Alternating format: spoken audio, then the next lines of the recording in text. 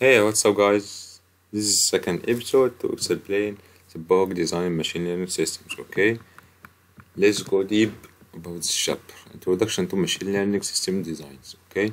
First, we have requirements of, we can say that we have successfully built a machine learning system without knowing what requirements the system has to satisfy. Most systems should have these four characteristics. First, reliability.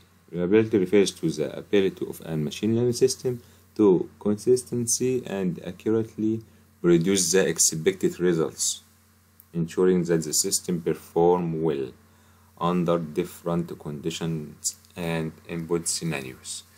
This is the first characteristic. Second, scalability. Scalability means is the capability of a machine learning system to handle increasing amounts of data, users, and so on. And third, maintainability. Maintainability means focus on the ease of maintaining and updating a machine learning system over time. Okay.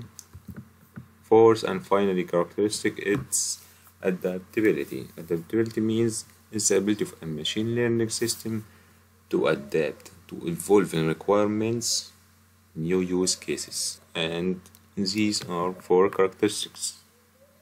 Okay, for requirements for machine learning systems. And this figure shows the process of developing a machine learning systems. Looks more like a cycle with a lot of back and forth between steps. Okay, and this shows an oversimplified representation of the iterative process for developing machine learning production. First, project scoping. What's the problem I wanted to solve it? I wanted to have a problem definition to solve in real world, okay? And I wanted to have a data to train it and make a model. Second, data engineering. Data engineering means we have a chapter about data engineering, but data engineering take data from a lot of data sources like IoT or databases like and so on. They're making feature engineering, data cleaning, data collection, and so on. Okay. Now I share with you some key rules of data engineering. Data engineering first, data collection from sensors, websites, and so on. Second, data cleaning, how to handle duplicates and missing data and outliers and so on. Third, data storage, to storing data sets, okay? Third component, machine learning development. Machine learning development is the process of creating and training machine learning models to make decisions based on input data, okay? And fourth component, deployment. Deployment, make my model in a production. Like I have a website to check house prices, okay? And fifth component, monitoring and continual learning, is use unseen data and check if it works good or not, okay? And last component, business analysis. Business analysis means identify business needs, problems, opportunities, and recommendations. And this iterative process, I'll go from project scoping, go to data engineering, and then machine learning development, going to deployment, monitoring, and continual learning, and business analysis. And let's explain what's going on in this figure. This figure talks about task type. Task type in machine learning, I have regression and classification. Okay, classification, we have three types: binary, multi-class, multiple, and multi-class. We have two types: low cardinality and high cardinality. I'll go to explain what's going on in this figure. Okay, we have low cardinality and high cardinality. The term cardinality refers to the number of unique values or classes in the target variable.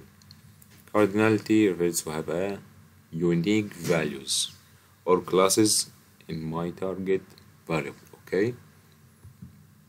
And low cardinality problems involve a small number of classes. I have least classes, okay? making them relatively easier to handle. I have small classes and it's an easy to handle, while high cardinality problems have a large number of classes. Let's make a comparison between binary classification and multi-class classification. We have binary classification, we have only two classes, okay? Multi-class, we have more than two classes, okay? Binary, two classes, multi-class, more than two classes, okay? And let's jump into multi-class versus multi-label. Multi-class, I have only one output, okay? Let's see, 1 0 0. I have only one output. Multi-label, from his name, multi-label. I have many labels, okay? Here I have two output, okay? And here I have two output, okay? And here I have all the outputs, okay? Multi-class, only one output.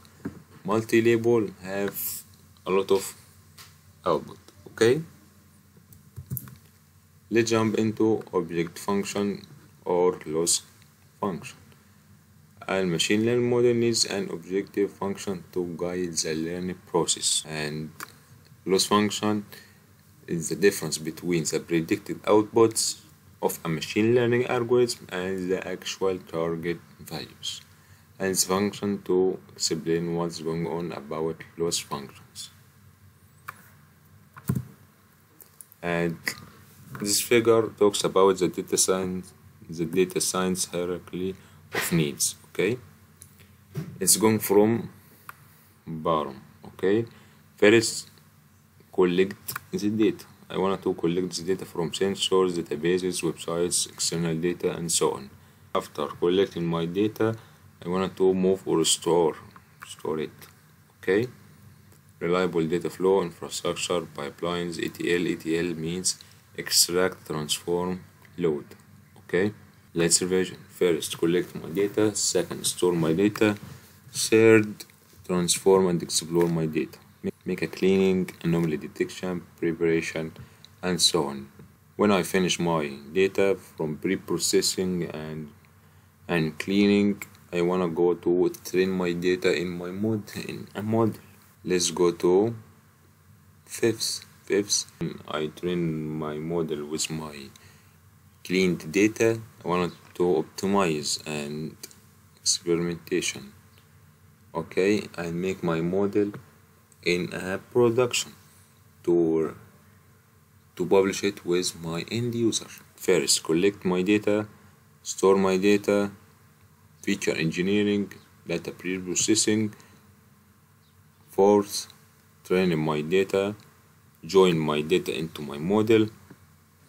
Lastly, make a production to the end users, okay? Let's see in the figure the size of the datasets used for language models over time, okay?